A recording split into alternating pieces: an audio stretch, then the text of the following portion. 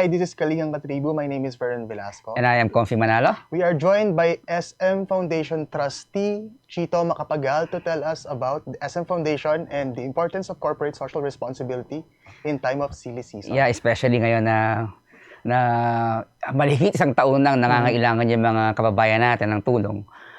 Yung mga social responsibilities initiatives, lalo na ng SM Foundation, are very important. Yeah, very important na nakatulong ng malaki sa mga kababayan natin that help them mitigate yung effect o yung impact ng pandemic sa kanilang pang-araw-araw na pamumuhay. So Sir Chito, what has been your insights regarding this pandemic? How has it been an opportunity for you to actually extend more help to your host communities, if you will? Well, first of all, Paresan, good afternoon to all of you and to your fans at mga tago-subaybay niyo. I think more than opportunity, it was, first of all, it is really a big challenge. No? It was really a big challenge. Even on normal times, it's already rather challenging to actually execute programs that you're doing for the foundation. So much more. Things became very complicated when we had the pandemic. But of course, when you've got people who are very passionate on what they're doing, it became a challenge. And now, as you rightly said, we have to start looking positively and start looking for opportunities on how to execute them. So talking about the challenges and the complications ng paghahatid ng tulong sa mga nangangailangan, particularly during the pandemic, I'm sure yung mga staff nyo were also concerned na baka sila mahawahan din, and while conducting their conviction to help others. So how did you face or cope with those challenges? How did you make them feel safe? First of all, that was our initial concern. That was our initial concern. But on the contrary, when we had our group team meetings, surprisingly, our concern has got to be more on putting a brakes and curbing their enthusiasm. Because we have to constantly remind them about the risk that they will be facing in trying to execute some of the programs. Baliktad, it's us who have to hold them back. When people are so much passionate in what they do, they tend sometimes to ignore those basic things. And since this is rather new, particularly for young people, who have never experienced SARS and any other pandemic, they're a bit more gung-ho and a little bit more oblivious of those risks. So kami baliktad, we have to set them, align them, and tell them that, look, it is important that you'll be able to deliver something, but we need to be able to deliver this thing in a very safe way.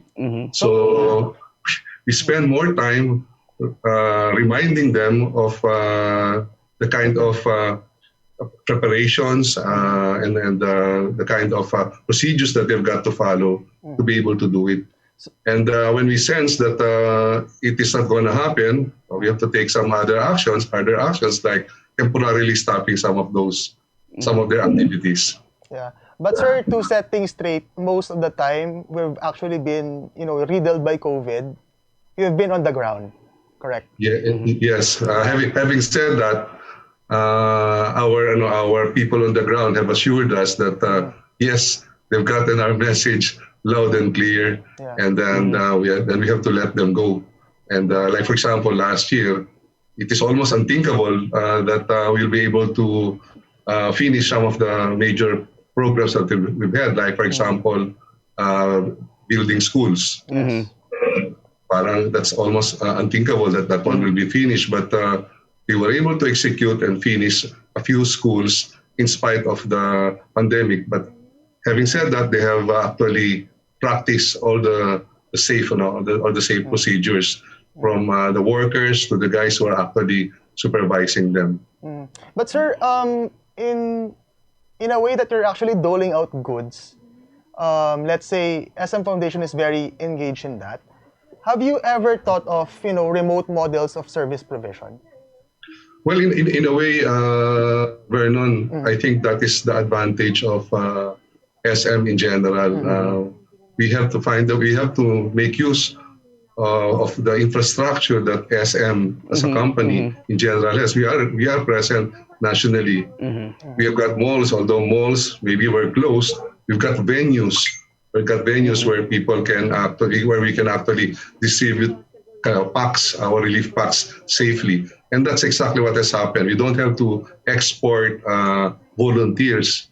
We have instant volunteers already on those areas, and that's the reason why we were able to deliver so many relief goods in a very short time. So yun nga, because the SM is present almost everywhere, and you already have the infrastructure. So how did that help the foundation in conducting those relief operations? If you're asking how, well, even in normal times, we don't have to be there physically. Ideally, you will have a lead person who have to be there physically. But right now, because of technology, well, all of us were able to, like for example, our team, a week before we actually closed down, we were able to already put up our system in anticipation that we are likely to be working from home. So that was the first thing that at least my team has done, my comms team has done, and that is to make sure that we will all be connected, digitally connected. And we did the same thing for our foundation people. So that was not really difficult. So parang pre-position na Some of them will try to when people are still allowed to fly. Some of them will try to do it, but later on they realize that they really don't have to do it because we got people already on the ground. Parang pre-position na yung supplies, at the same time pre-position pa rin yung personnel, yung staff. This is the beauty of the digital world. No? Even launches as early as the first few months, it didn't stop us even from having our graduates, the presentation of graduates on the first 2-3 months of the pandemic.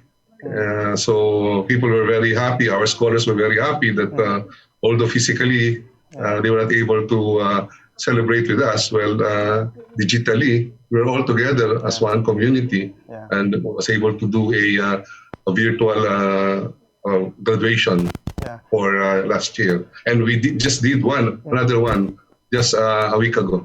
Yeah, so sir, before we venture into your scholars graduation, let's cut into something a little bit hard and fast. You said you've continued building schools, and that is what SM Foundation is really known for. So, all of the building, all of the construction has actually been expedited in all industries po. And in SM, how much have you actually built in these times?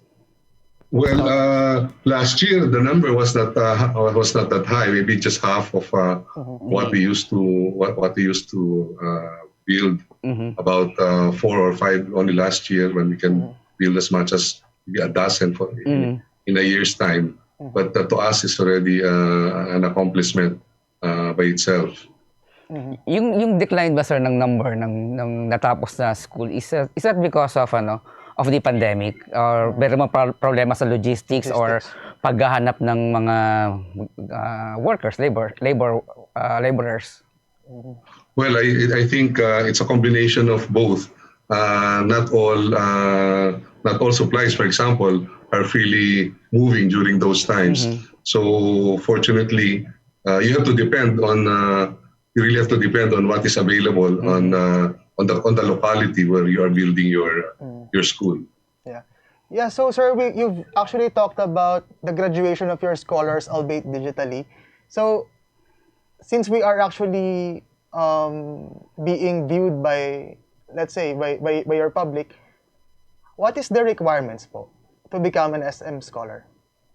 Well, it is maybe just to put it simply, it's a competitive examination. We announce every year that we are opening our applications for the scholarship.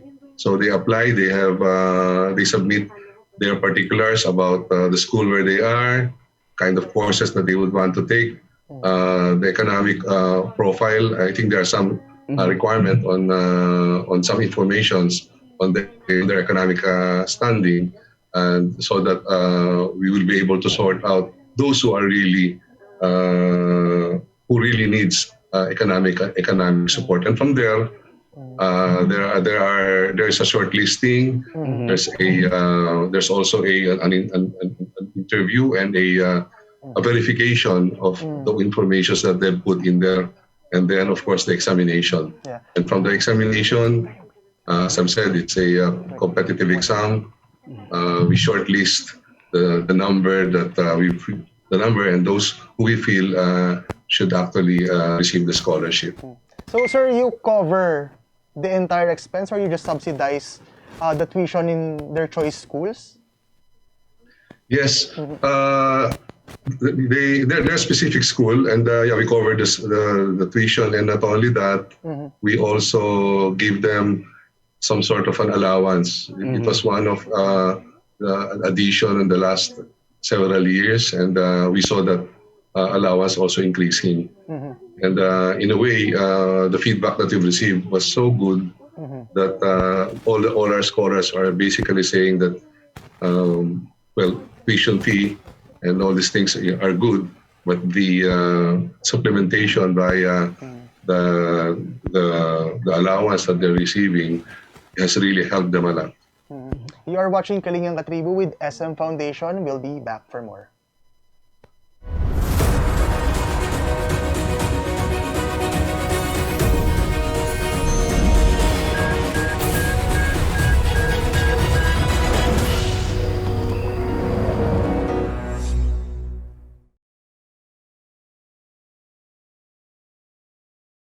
Iba ng panahon, dami ng bago ngayon.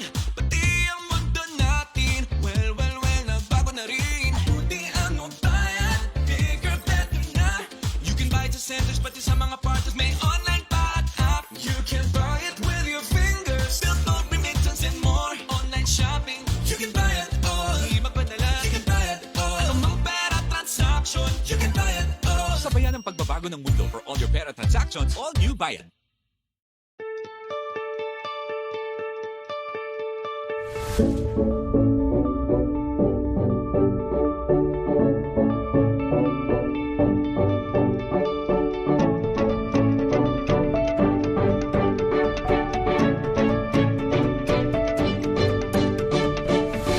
You are watching Kalingang Katribo with SM Foundation. So, sir, So I cut you off ngayon, kanina. it's okay. Actually, no problem. We're back now with Mr. Chito Macapagal. And we're discussing kanina yung mga assistance ng SM Foundation in terms of school scholarships and school construction And doling out. Yeah. So ngayon naman we will shift our discussion sa SM Mobile Clinic. So can you explain to us how did you started with the SM Mobile Clinic, and ano yung mga services that it offers? Yeah. Yung mobile clinics namin is really part of the other pillar ng program namin. We call it as a health and well-being program, and that's being run by one of our executive directors, si Ms. Connie Engr.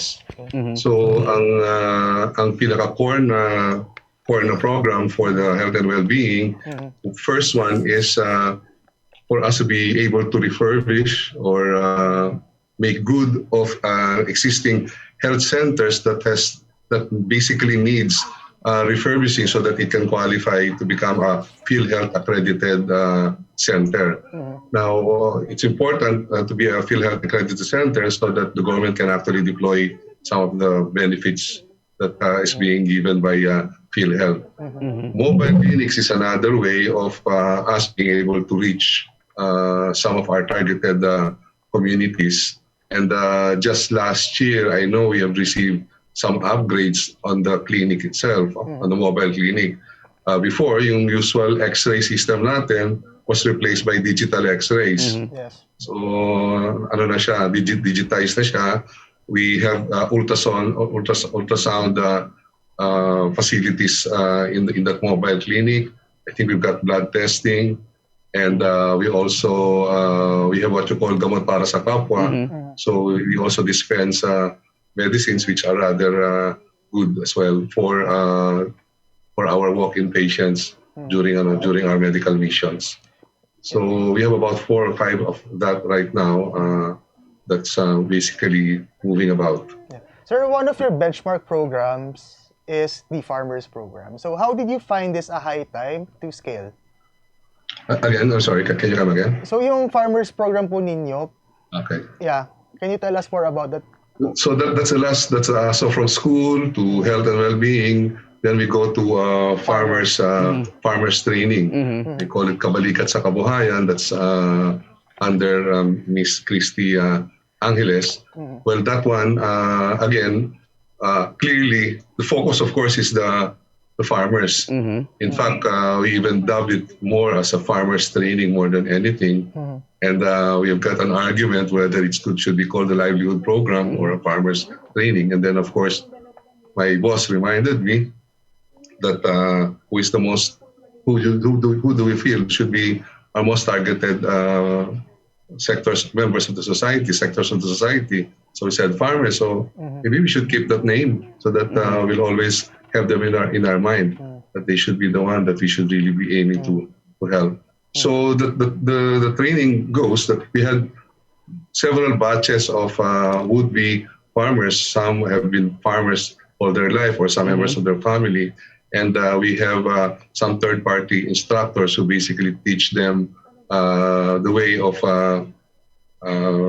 growing vegetables. Not really, I would say organically, but maybe in a sustainable way, meaning using less water, using less fertilizers, and then from there we find we have grown into being able to connect them to some of the markets, because growing will be pointless if we will not be able to find a way as well to connect them to the market. So the objective overall is to be able to put food on the table. Yes. Okay. Number 2 is to be able to create an economic activity if you were able to produce some surplus. And thirdly, in the process of learning how to plant, we were able to pass on some sustainable farming methods. Yes. Some of the issues with our farmers, that's why the local farming industry is still considered backward, is because the farmers are still using traditional methods of farming, and they're not into adoption of new technologies. Will this training provided by the SM Foundation includes adoption or training them to use the available technologies, so there'll be an increase in their yields? Well, right now, as we can see, we're not the only company or foundation that has been focusing on supporting the farmers. And in fact, first of all, that's the good news. The second good news, of course, is that we're focusing on things that we have, rather than complaining or mulling about something that we don't have. What do we have? We have the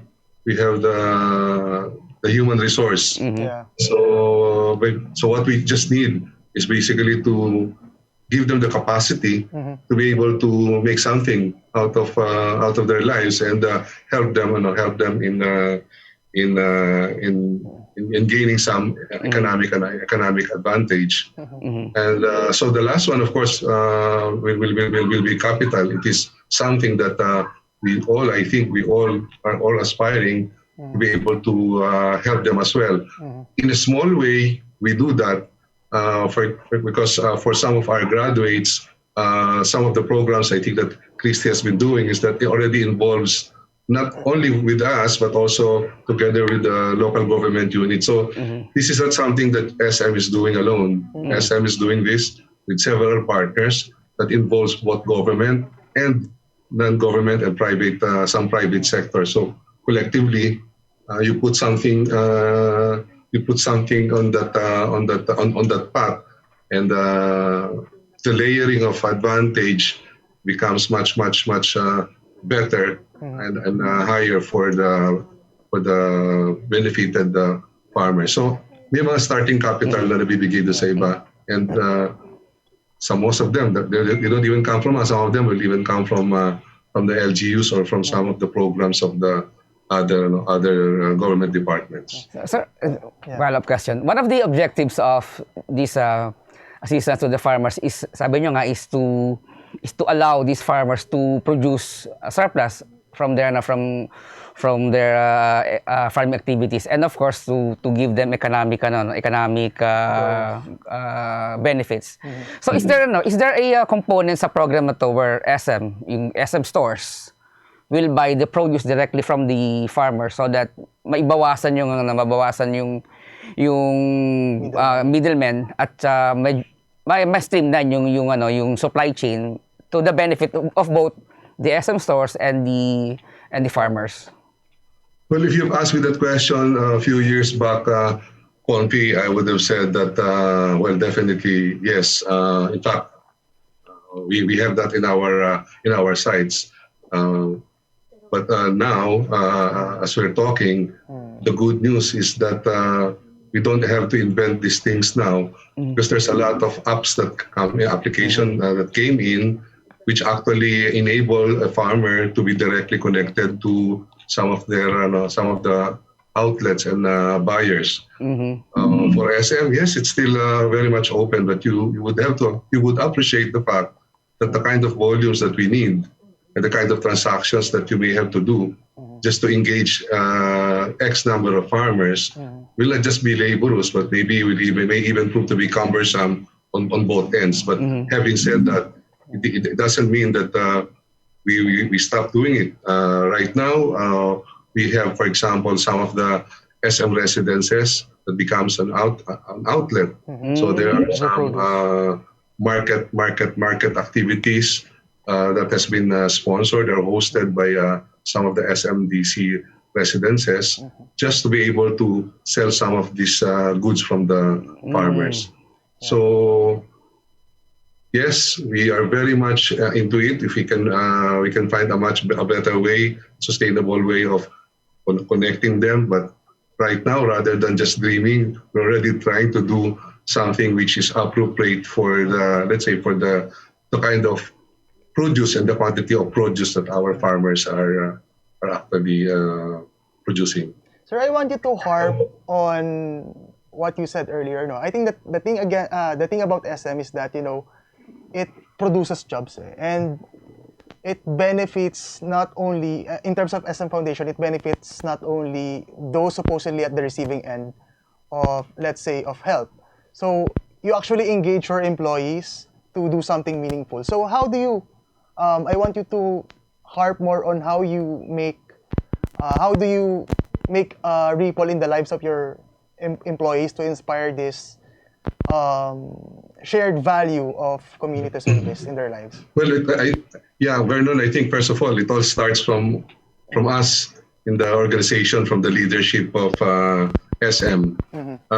As I was going through and I was attending some of the programs, particularly the launching and the graduations of this farmers training program, for example, it became very apparent the kind of onus that leadership is putting to themselves on their not just responsibility. It is on their recognition of their capability to actually help others. Yeah. And so having said that, people within the SM Foundation has always been on the lookout on how to be able to identify those opportunities. Yes. People may say that this business is so big, they really have to do these things. But nothing is really too small, because when you put these things collectively, you do something successfully in one branch, and be able to roll it out nationwide. Yeah. I would say those small things will actually make a big difference. Yeah. So as far as if you're talking about volunteerism, we never run out of that. Yeah. I mean, we always have people willing to volunteer when we have our relief or when we have programs. It's always there. It's always organized, and you'll be very, very surprised, and that people are really very keen. It seems that this value of people helping people has really sunk in, as far as even to our employees, to our affiliates, and even to the other guys who are indirectly engaged by SM. But sir, in your observation, did it resonate more in this time of need? That value of people helping people. Did they actually help other people in their own volition?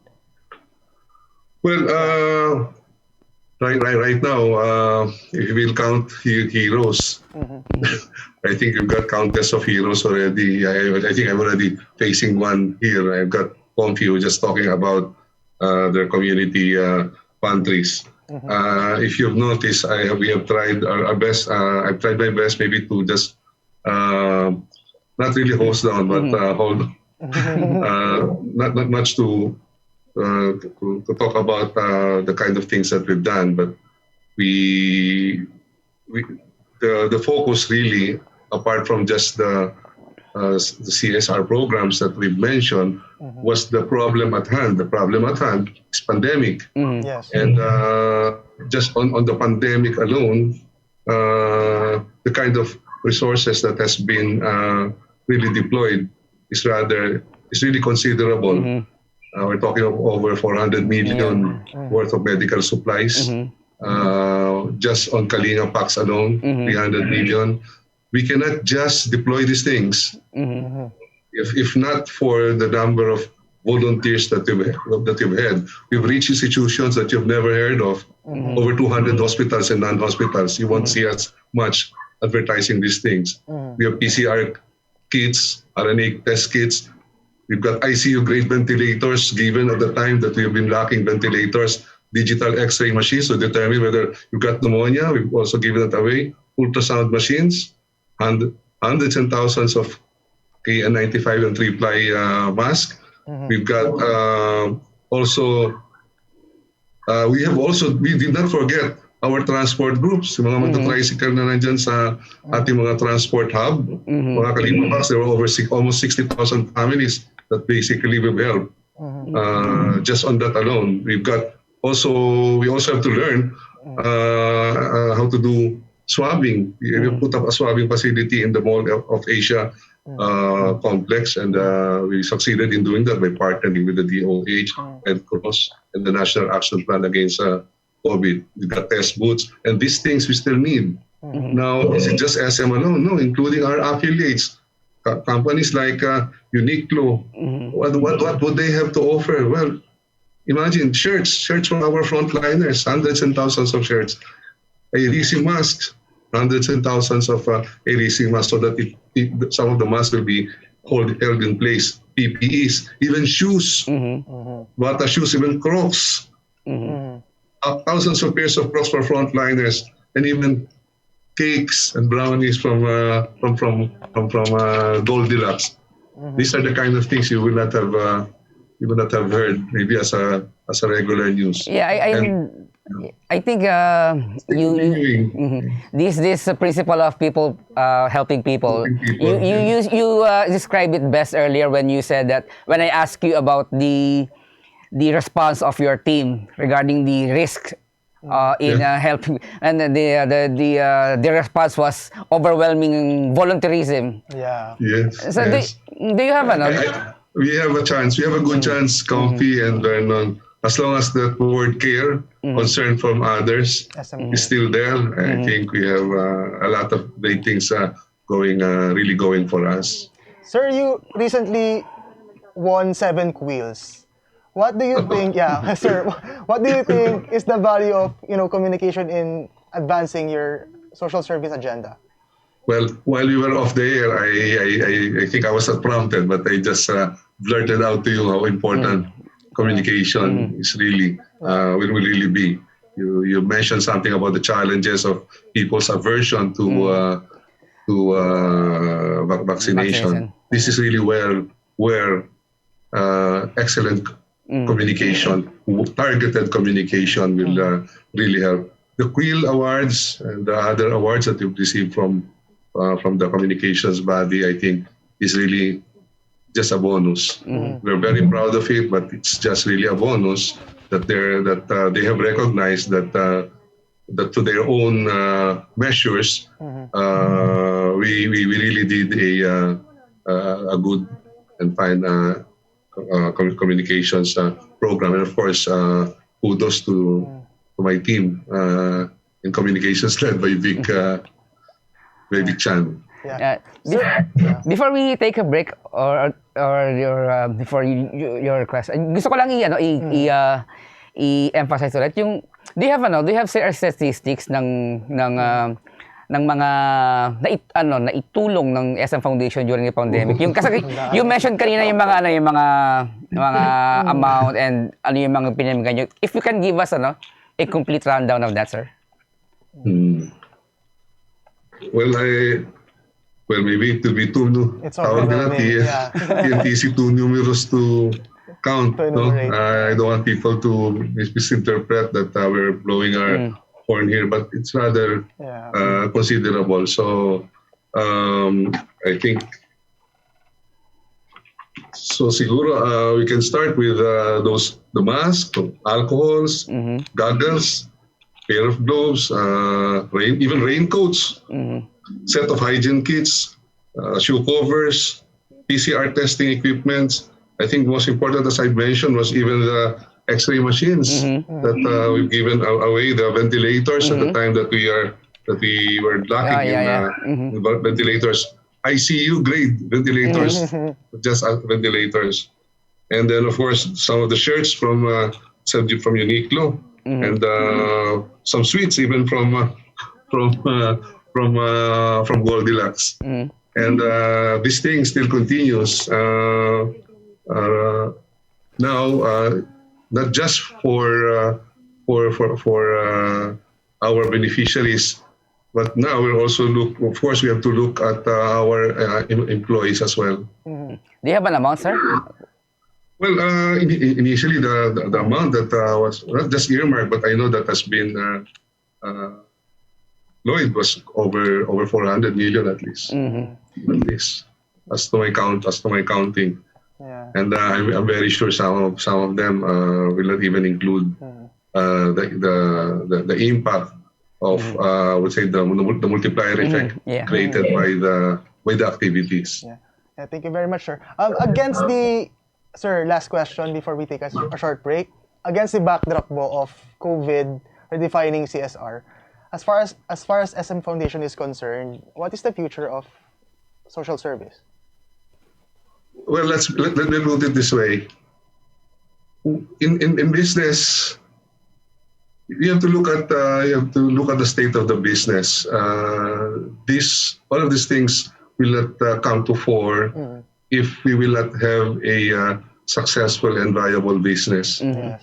And the way to have a successful and viable business is to have a healthy society. If you don't have a healthy society, then we can forget about business continuity. Therefore, on that simple basis, it has got to be a very clear business case for all of us or any person in business to contribute and support our country in making sure that our society will stay healthy. Yeah. You are watching Kalingang Katribu with SM Foundation. When we come back, we're going to read the lighter side of Yeah, Mr. Ramon Macapagal. Stay tuned. We'll be back.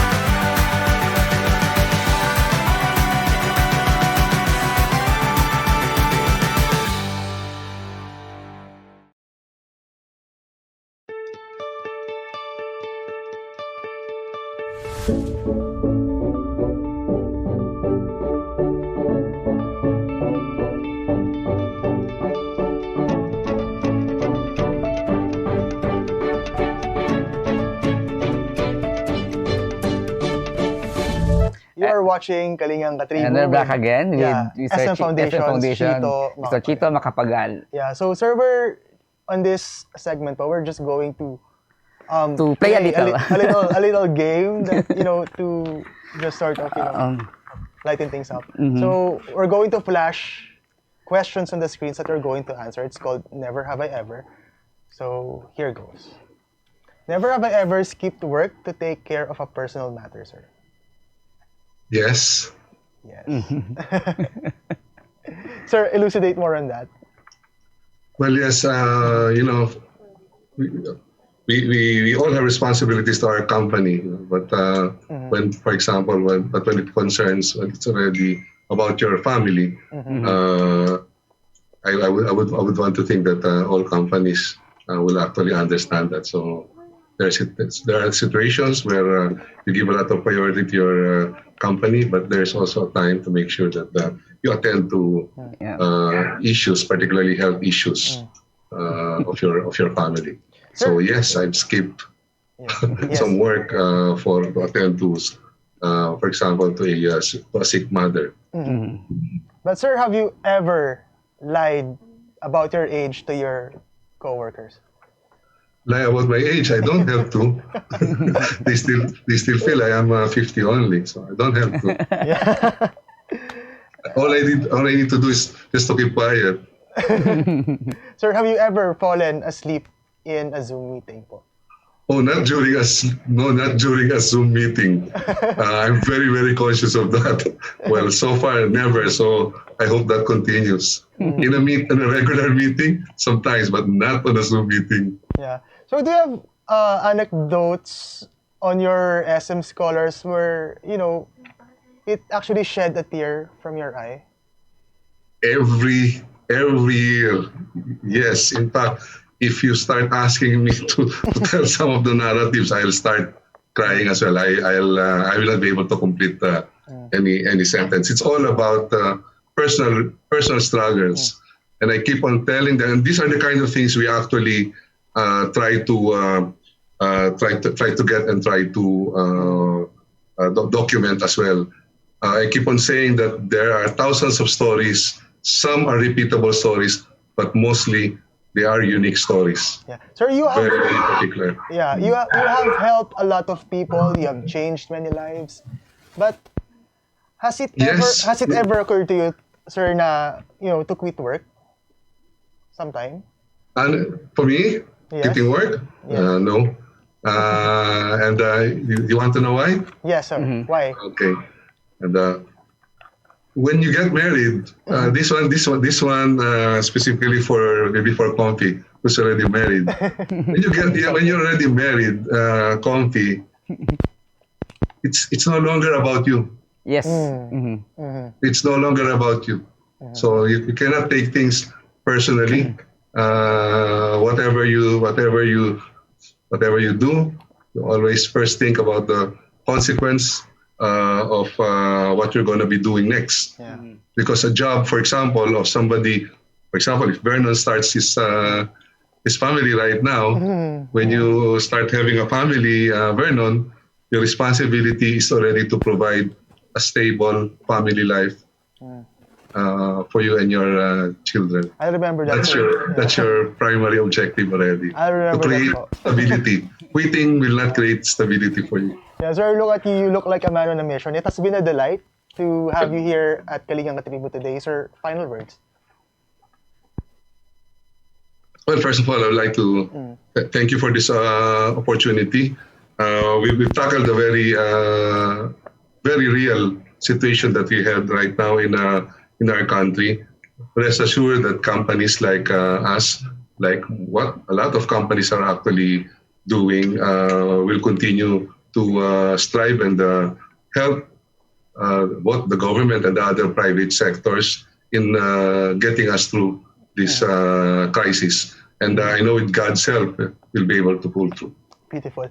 Thank you so much, Engineer Ramon Gil Macapagal, Trustee of SM Foundation. Thank you, sir. Yes, sir. Thank Well, you my very pleasure. much. Maraming yeah. salamat at good afternoon to both of you. It's very admirable yung ginagawa niyo sa SM Foundation, considering na you're doing this despite the fact that SM or the SM retail, the retail business is one of the heavily affected industries because of the pandemic. But then you still decided to continue helping others so that they will not only become healthy but stay productive. So thank you very much, sir, and keep doing what you're doing. Yes, sir. We salute you.